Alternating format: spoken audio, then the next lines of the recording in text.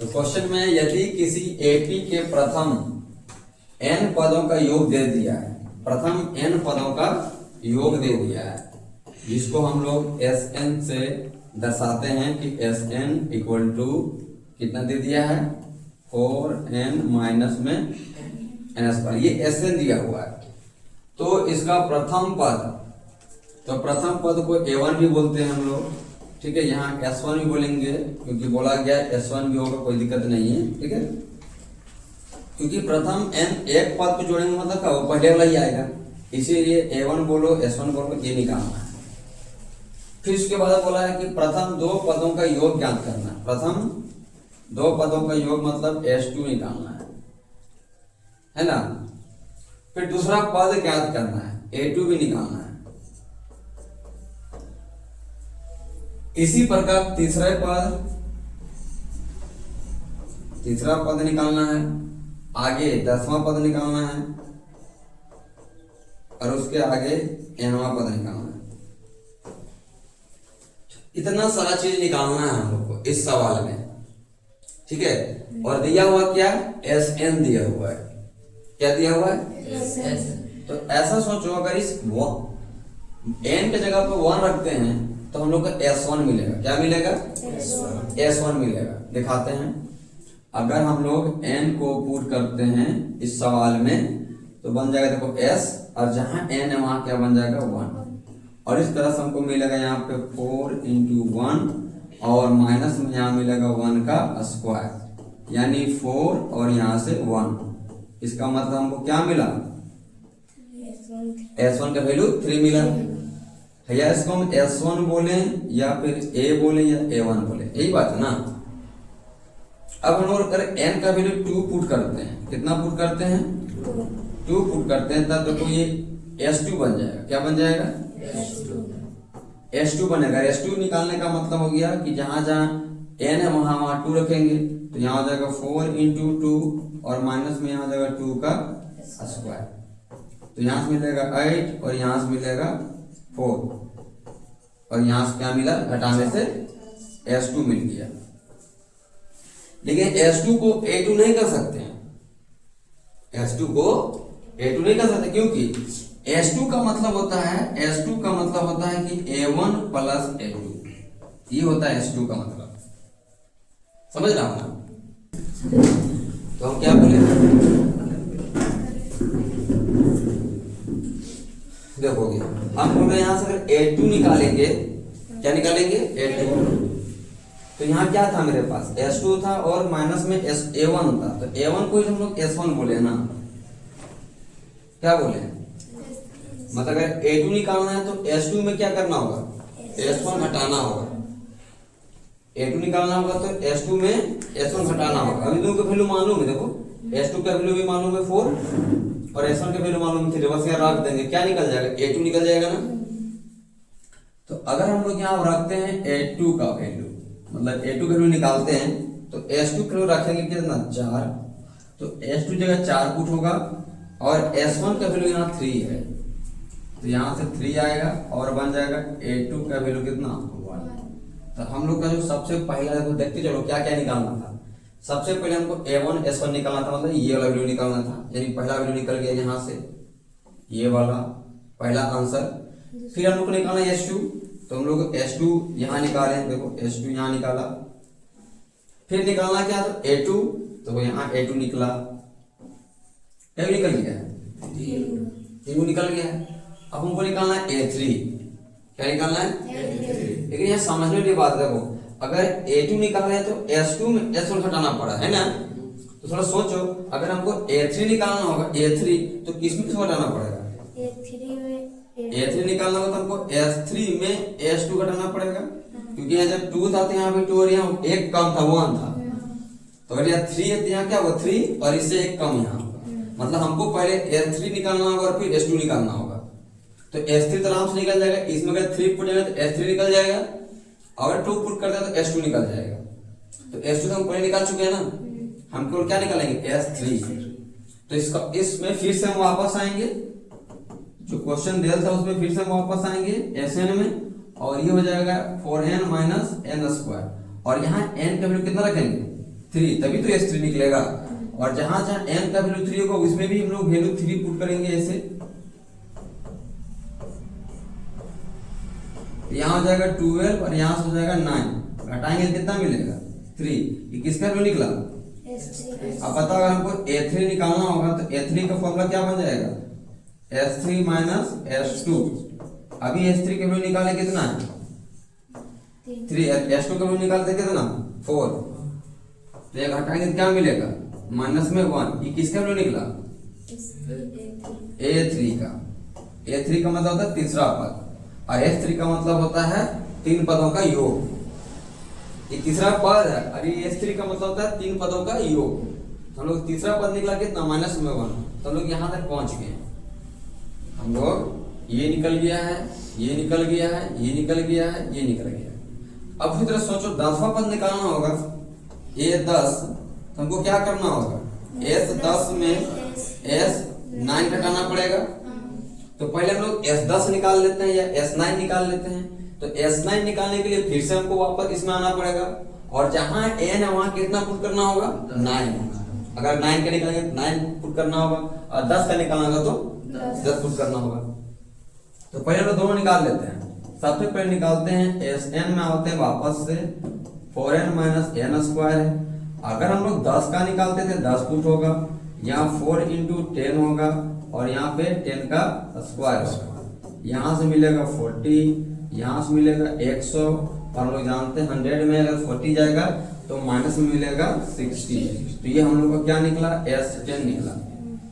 फिर हम लोग निकाल लेते हैं Sn का फॉर्मूला को फिर से रखते हैं और अब की बार n का वैल्यू जगह क्या रखते हैं 9, ताकि हो जाए यहाँ पे हो जाएगा 9 और यहाँ हो जाएगा 9 का स्क्वायर। 4 9 जा कितना होता है 36 और 9 का स्क्वायर में 81। अच्छा 81 में अगर 36 सब्ट्रैक्ट करेंगे तो क्या मिलेगा 36 सब्ट्रैक्ट करो 81 में। 81 में 36 सब्ट्रैक्ट करेंगे, इधर से 11 11 में 6 जाएगा तो 5, 7 में 3 जाएगा तो 4, कितना मिला 45। तो माइनस में यहाँ पे मिला 45। किसका वैल्यू निकला ये S9 का। अब बताओ अगर हमको A10 का वैल्यू निकालना है तो आराम से निकाल सकते हैं हम लोग ना।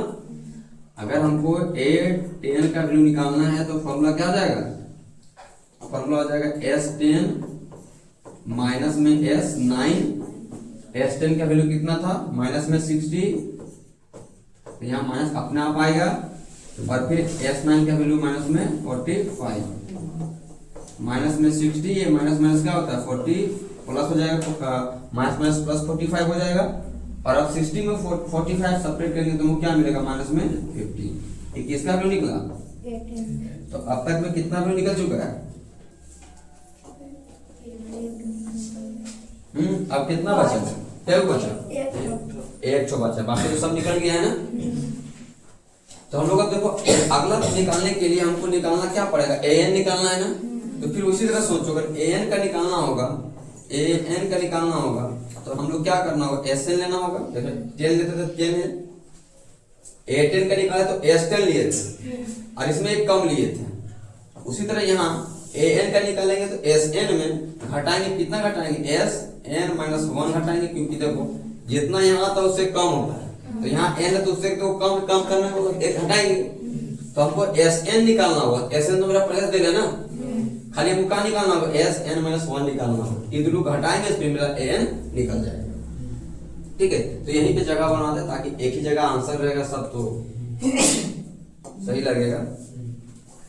Sn का वैल्यू है 4n माइनस में n स्क्वायर, लेकिन हम जहां जहां n है वहां पुट करने वाले हैं n माइनस 1। तो यहाँ 4 हो जाएगा, यहाँ n माइनस 1 हो जाएगा और यहाँ भी n माइनस 1 का होल स्क्वायर हो जाएगा। इसको सॉल्व करेंगे तो यहाँ से 4n मिलेगा, यहाँ से मिलेगा 4, ये माइनस अपन जगह हम इसको a माइनस b का होल स्क्वायर में तोड़ेंगे तो बन जाएगा a स्क्वायर, फिर माइनस हो जाएगा 2ab, फिर हो जाएगा प्लस में a का स्क्वायर और फाइनली हमको यहाँ से मिलेगा 4n माइनस 4 माइनस में n स्क्वायर प्लस में 2n, क्योंकि माइनस मल्टीप्लाई होगा तो प्लस में हो जाएगा 2n, माइनस मल्टीप्लाई माइनस में हो जाएगा 1।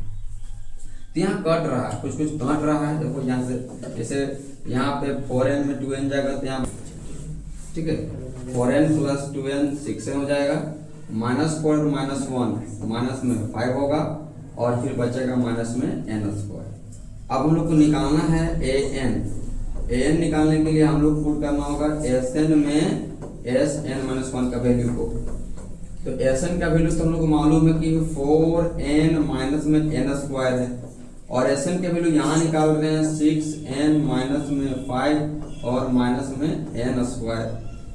तो यहाँ से क्या बचेगा कि ये 4n है, ये यहाँ पे n² है, जब माइनस से मल्टीप्लाई होगा तो 6n हो जाएगा और यहाँ माइनस माइनस प्लस में 5 हो जाएगा और फिर माइनस माइनस प्लस में n² होगा। ठीक ना, क्या हो जाएगा n² हो जाएगा। अगर हम लोग यहाँ पे n² से n² को काट देते क्योंकि सेम है तो 4n में 6n जाएगा तो बनेगा हम लोग का माइनस में 2n, क्या मिलेगा माइनस में 2n और प्लस में क्या मिलेगा 5। इसी को हम लोग ऐसे भी लिख सकते हैं 5 माइनस 2n, चाहे जैसे लिखो कोई दिक्कत नहीं। यही हम लोग का क्या है an है और यही हम लोग को निकालने के लिए बोला गया था लास्ट सवाल में। ठीक है ना, समझ में आए बात। तो इस तरह का इसमें स्टेप बाय स्टेप निकालना था। सवाल तो बड़ा था लेकिन आसान, कोई दिक्कत नहीं है। ठीक है, तो ये पता करना होगा पहला ऐसा कौन सा नंबर है भाई, पहला नंबर कौन है जो 6 का परिणाम आता है। ठीक है, तो पहला हम लोग देखेंगे तो पहला 6 का परिणाम कौन आएगा 6 आएगा, दूसरा कौन आएगा 12, तीसरा कौन आएगा 18 ना आएगा, तीसरा क्या आएगा 18 आएगा। तो इस तरह से टोटल 40 को तक, मतलब जो 40 ऐसे प्रथम 40 धन पूर्णांकों का योग करना, मतलब ये साफ साफ लिख दिया कि आपके पास n कितना है 40, ऐसा 40 पद को जोड़ना है। कितना पद को जोड़ना है, जिसमें से हम लोग को अच्छे से मालूम है कि यहाँ का जो प्रथम पद है कितना है। अगर हमको इसका अंतर निकालना हो तो कैसे निकालना पड़ेगा, ये नहीं करते हम लोग, दूसरा पद में पहला पद घटा देते हैं। तो हम लोग ऐसे जान रहे हैं कि यहाँ 6 मिलने वाला है क्योंकि 6 तो बढ़ रहा है सब में, है कि नहीं। और हमको साफ साफ क्या बोला है कि हम निकालना क्या है, तो प्रथम 40 पदों का योग, मतलब यह समझो कि n के वैल्यू 40 दे दिया है। अगर हमको Sn का फॉर्मूला हमको पुट करना है तो फॉर्मूला क्या होता है n/2, फिर यहाँ जाता है 2a प्लस यहाँ पे n-1 इंटू डी होता है। अब जहां जहां n वहां कितना 40 मतलब 40, तो यहाँ क्या पुट होगा 40/2, यहाँ क्या पुट होगा 2 इंटू a की जगह 6 प्लस यहाँ पुट होगा 40 माइनस 1 और d का वैल्यू कितना है 6। यहाँ इसको कैंसिल करेंगे तो कितना मिलेगा 20, यहाँ मल्टीप्लाई करेंगे तो क्या आएगा 12, सब्ट्रैक्ट करेंगे मिलेगा 39 इंटू 6, ये हो गया 20, ये हो गया 12, इसको मल्टीप्लाई करेंगे तो 46 जो होता है 240 है, 240 में 6 हटा देंगे तो हो जाएगा 234। ठीक है, कितना बचेगा 234। हाँ ठीक है 24, ठीक है। अब इसको ऐड कर लेते हैं, तो ऐड करेंगे कितना आएगा 6 4 246 आएगा, है ना। अब 246 को 20 से मल्टीप्लाई करेंगे तो हम लोग को फाइनली S40 मिल जाएगा। इसको किससे मल्टीप्लाई करना है 20 को 246 से, तो 2 का पहला मल्टीप्लाई करते हैं 2 6 जा 12, 2 4 जा 8 और 1 9, 2 2 जा 4 और 1 0। तो ये हम लोग का आंसर आना चाहिए इसका ऐसा। इतना ही करना था, इसमें छोटा सवाल था, ज्यादा बड़ा सवाल नहीं था। जो 13 है इसमें साफ साफ शब्दों में लिख दिया गया है कि 8 के प्रथम 15 गुणजों का योग जोड़ना है, मतलब 8 का वाला, मतलब इसे हम लोग एपी बनाएंगे तो 8 का जो पारा लेंगे ना, 8 का मतलब 8 का पारा से 8 16 8 में 16 24, इस तरह चलते जाएंगे। टोटल कितना लेना है 15 को गुणज लेना है 15 को। ठीक है, तो सब तो ये पता चलिए, देखो ए पता चल रहा है यहाँ 8 है कि नहीं, डी यहाँ भी 8 ही निकलेगा 16 मार घटाएंगे तो, और फिर एन दे दिया कितना 15 को, ए है, डी है, एन है, और क्या निकालना है S15 का मान, मतलब 15 को नंबरों का योग। तो हम लोग सीधा जानते हैं Sn का फॉर्मूला कि Sn बराबर n/2, फिर यहाँ से होता है 2a plus n-1 into D. बस यहाँ रखेंगे 15 रखाएगा, फिर यहाँ रखाएगा 2 इंटू ए, और ए का मान कितना है 8, प्लस यहाँ 15-1 इंटू डी का भी वैल्यू आएगा 6। यहाँ पे 15/2 होगा, यहाँ ऐड करेंगे 60, मतलब मल्टीप्लाई करेंगे 16 होगा, यहाँ पे हो जाएगा कितना 90 में 6 जाएगा, कितना होता है 90 में 6 जाएगा तो 8 है ना। जैसे देखना है थोड़ा कहाँ क्या क्या है। तो यहाँ अब घटाएंगे तो 112 आएगा, है ना, 14 8 112 था ना, यहाँ तो 14 मिलेगा, और 14 को 8 से मल्टीप्लाई करेंगे, यानी 14 को ऐसा 8 से मल्टीप्लाई करेंगे, है ना, तो आएगा ना 112 और 16 ऐड करेंगे, कितना होगा 128 होगा। तो यहाँ पे 15, यहाँ पे 2, और यहाँ पे 128, P2 का परिणाम कट जाएगा 64 बार में। अब 64 को मल्टीप्लाई कर लेना है 15 से, 15 चौका होता है 60 का 0 में 6, 15 छक्का 90 और 6 96, मतलब 960। तो यहाँ का आंसर आना चाहिए 960, यानी S15 का जो सम होगा वो कितना होगा 960 होगा। यहाँ तक बात समझ में आया कि नहीं? चलो ठीक है,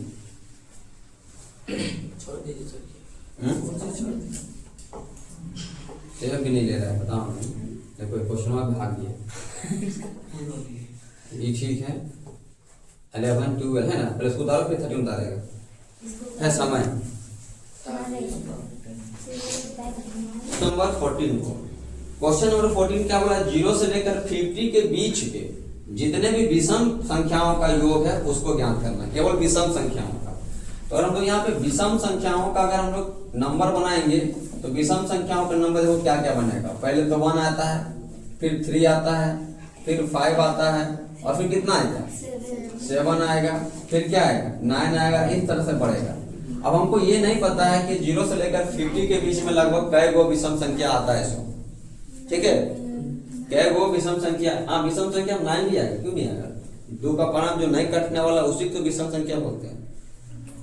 तो सबसे पहले हम लोग यहाँ देखो क्या क्या मिल रहा है, a मिल रहा है 1, d मिलेगा हम लोग को 3 - 1, यानी d का मान मिलेगा 2, है ना। हम लोग यहाँ पे नहीं पता है, ठीक है, हम लोग को यहाँ पे नहीं पता है कि ऐसा ऐसा कै नंबर बनेगा विषम संख्या से। हाँ, लेकिन हम लोग को इतना पता है कि अंतिम जो होगा वो होगा 49। अंतिम 50 के और 0 के बीच में जो अंतिम विषम संख्या होगा वो क्या आएगा 49। हम लोग को अंतिम पद जब पता है तो हम लोग आराम से n निकाल सकते हैं, क्योंकि अंतिम पद दे दिया है 49। अंतिम पद का फॉर्मूला होता है a plus n-1 into d equal to 49। अब यहाँ पे हम लोग a का मान अगर रखते हैं तो a का मान कितना आएगा 1, n का मान कितना है n निकालना है, और d का मान कितना है 2।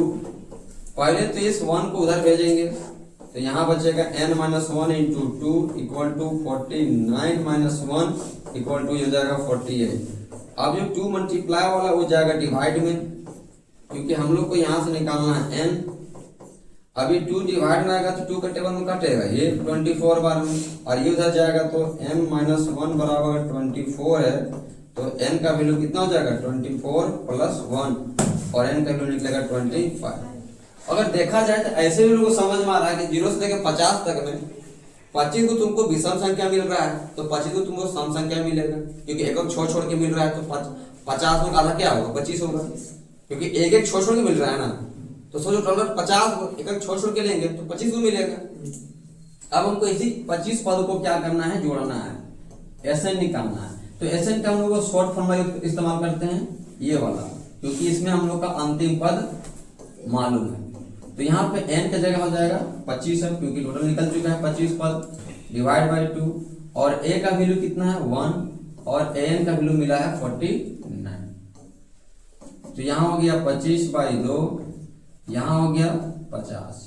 ये 2 के टुकड़ा कट जाएगा 25 बार में और बच गया 25 गुना 25। और हम लोग जानते हैं जब 25 को 25 से गुना करते हैं तो 625 होता है। तो ये निकल गया S 25 पदों का योग। समझ में आ रहा है ना, किसका योग निकला S 25, क्योंकि टोटल 25 पद है, 25 पदों का योग निकला 625। ये हम लोग क्वेश्चन नंबर 14 का सोल्यूशन रहा। अब इसको देखो, ये बड़ा दिख रहा है सारा, लेकिन बहुत छोटा सॉल्यूशन इसका होगा, क्योंकि कहा जा रहा है कि कोई निर्माण कार्य, कोई ठेकेदार है, वो काम को तो ले लिया कि इतना दिन में कर देंगे, लेकिन वो प्रतिदिन लेट पे लेट कर रहा है, ठीक है। तो उसका कहता है अगर एक दिन अगर लेट करता है तो उसका जुर्माना लगता है कितना रुपया, तो बोलता है 200 रुपया, यानी पहले दिन का जुर्माना कितना है, देखो ऑटोमेटिक एफडी बनते जाएगा। पहले दिन का जुर्माना कितना है, उसके अगले दिन का जुर्माना कितना है, उसके अगले दिन का जुर्माना क्या है, मतलब पता चल गया कि जुर्माना हर दिन 50-50 रुपया और बढ़ते ही जा रहा है। क्या करते जा रहा है, बढ़ते ही जा रहा है। एक ठेकेदार को जुर्माना के रूप में कितना राशि अदा करना पड़ेगा अगर वो 30 दिन लेट करता है, कितना दिन, 30 दिन, मतलब दिनों की संख्या दे दिया 30 दिन, कि 30 दिन क्या करता है वो लेट कर रहा है, तो उसको टोटल कितना जुर्माना भरना होगा। तो सब कुछ हमने दिया हुआ है ना यहाँ पे, तो ये तो मिल गया 200, कॉमन डिफरेंस पता चलिए रहा 50-50 का अंतर जा रहा है, मतलब हम लोग को S30 निकालना है, मतलब पूरा 30 दिन का कितना पैसा उसको लगेगा। बताओ अगर 30 दिन का निकालना है तो हम लोग सीधा नहीं पुट करेंगे SN का फॉर्मूला में, सीधा आ जाएगा। n/2 फॉर्मूला है, यहाँ पे 2a, यहाँ पर n-1 इंटू d, सब कुछ तो मालूम, बस रखना है। n का वैल्यू 30, यहाँ पे 2 और a का वैल्यू 200, n का वैल्यू मालूम है 30 माइनस 1 इंटू कितना, d का वैल्यू 50। ये तो कटेगा यहाँ से ना, कितना मिलेगा 15, इसको यहाँ मल्टीप्लाई करेंगे कितना मिलेगा 400, है कि नहीं। यहाँ इसको सब्ट्रैक्ट कर लो, उसके बाद मल्टीप्लाई कर लो, या तो फिर जिससे करना कोई दिक्कत नहीं। 5 दिया यहाँ हो जाएगा 15, तो 1500 में घटाएंगे 50, तो मतलब 1450 मिलेगा। कितना मिलेगा 1450। अब 1450 में 400 जोड़ो, कितना आएगा 450 जोड़ देंगे इसमें तो 1850 आएगा। अब 1850 में 15 गुना कर दो, मतलब 185 में 15 गुना करो, 185 में 15 गुना कर दो, 15 × 5 = 75 का 5 हाथ में 7, 15 × 120, 127, 12, 15 और 12 यहाँ हो जाएगा 27, है ना। तो इसका पूरा गुना करने के बाद पता चल रहा है कितना आ रहा है 27, हाँ जीरो लगाएंगे 2775 और एक यहाँ होगा 0। तो ये हम लोग का निकल गया पूरा जुर्माना उसका 30 दिन का। तो आदमी को टोटल 30 दिन में 27,750 रुपये जुर्माना लगेगा, क्योंकि जितना दिन वो काम को पूरा करने का ठेका लिया था उतना दिन में ठेका पूरा कर नहीं पाया, 30 दिन एक्स्ट्रा टाइम ले लिया। ठीक है, कितना दिन टाइम लिया, 30 दिन एक्स्ट्रा टाइम, इसलिए उसको जुर्माना के तौर पर कितना भरना पड़ेगा 27,750 रुपये उसको जुर्माना के तौर पर भरना होगा। इतना पैसा उसको भरना होगा, क्योंकि वो पहले दिन में 200 जुर्माना भर रहा है, दूसरा का दिन में 250 रुपये जुर्माना भर रहा है, तीसरा दिन में वो 300 का जुर्माना भर रहा है। इस तरह से बोल रहा है कि 30 दिन तक जुर्माना भर रहा है। कितना दिन तक, 30 दिन तक जुर्माना भर रहा है। चलो अब इसको आराम से पहले लिखो।